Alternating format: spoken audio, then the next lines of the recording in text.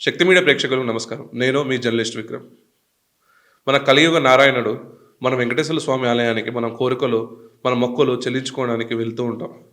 ప్రతి 6 నెలలకు ఒకసారో, ప్రతి సంవత్సరానికి ఒకసారో ఒక ఆనవాయితీగా మన పూర్వీకుల దగ్గర నుంచి మనకొస్తున్న ఆచారం అది.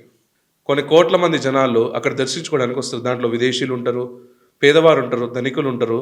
ఇంకా మరియు ఇతర రాష్ట్రాల నుంచి గూడా వచ్చిన వాళ్ళు గూడా ఉంటారు. ఇతర దేశస్తులు గూడా అక్కడ వచ్చి దర్శనం చేసుకుంటూ ఉంటారు మన కలియుగ నారాయణుడిని. వెంకటేశ్వర స్వామిని మనం ఒక ఎత్తైతే అక్కడ పక్కన జరిగే అన్నదాన కేంద్రం మన వేగమాంబ అన్నదాన కేంద్రంలో అక్కడ మనం ప్రసాదం స్వీకరించేది ఇంకో ఎత్తు.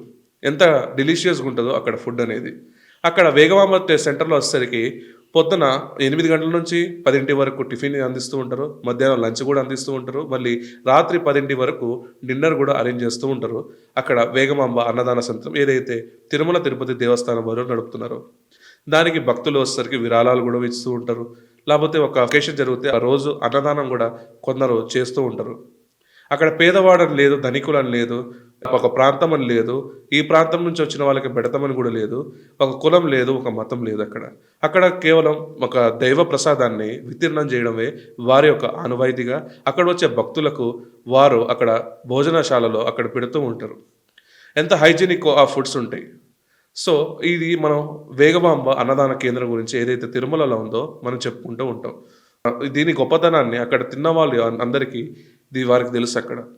అయితే ఈ వేగమాంబ అన్నదాన కేంద్రం గురించి కొందరు వక్రీకరిస్తూ ఇప్పుడు వారి ఐడియాలజీని, వాళ్ళ హేట్రెడ్‌ని మొత్తం దేవుళ్ళ పైన ఉన్న వాళ్ళ హేట్రెడ్‌ని సమసమాజం అనుకుంటూ, వారు సమసమాజాన్ని సాధిద్దాం అనుకుంటూ వాళ్ళు మూవీస్ రూపంలో కించపరిచేలా కొన్ని సీన్స్ క్రియేట్ చేశారు.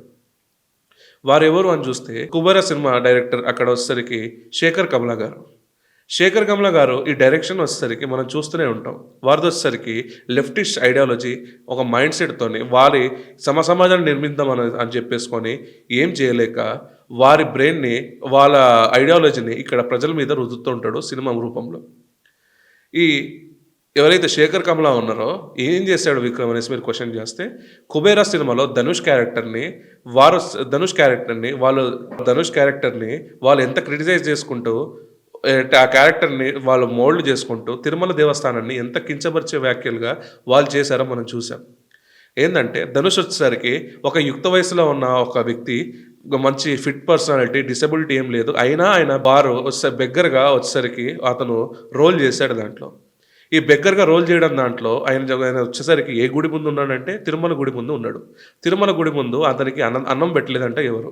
ఆ వేగమాంబ సెంటర్‌లో అన్నం పెట్టకపోవడంతో తను వచ్చేసరికి అన్ని మతస్థుల ప్లేసెస్ గుడిలోకి వెళ్ళేసి వాళ్ళు వాళ్ళు అక్కడ అన్నం పెట్టరు బీదవారికి అని చెప్పేసి ఇండైరెక్ట్‌గా ఎవరైతే శేఖర్ కమ్ల ఉన్నారో వాళ్ళు ప్రొపరేట్ చేయడం జరిగింది. ఇది నిజంగా మన వెంకటేశ్వర స్వామిని, మన కలియుగ దేవుడిని కించపరిచినట్టు కాదా ఈ మూవీ అనేది? మళ్ళీ ఈ మూవీ పేరు కూడా చూడండి, తిరుమలకి సంబంధించిన ఒక యాక్సెప్టే అనుకుంటే, ఇక్కడ 'కుబేరా' అని వాళ్ళ సినిమా టైటిల్ పెట్టడంలో ఇక్కడ వాళ్ళ దురదృష్టం ఏందో మనకు కనబడుతుంది. సో, ఇట్లాంటి డైరెక్షన్ చేస్తున్న ఈ శేఖర్ కమ్ల దాంట్లో ఇంకొక యాక్టర్ ఎవరంటే నాగార్జున గారు. నాగార్జున గారు ఇక్కడ లీడ్ రోల్‌లో ఉండేసి కూడా తను ఒక సిబిఐ ఆఫీసర్‌గా, దాని తర్వాత ఒక క్రిమినల్‌కి తొత్తుగా ఆయన పని చేయడం కూడా జరిగింది. అయితే ఎన్నో సార్లు నాగార్జున గారు తిరుమలకు వచ్చే ఉంటారు.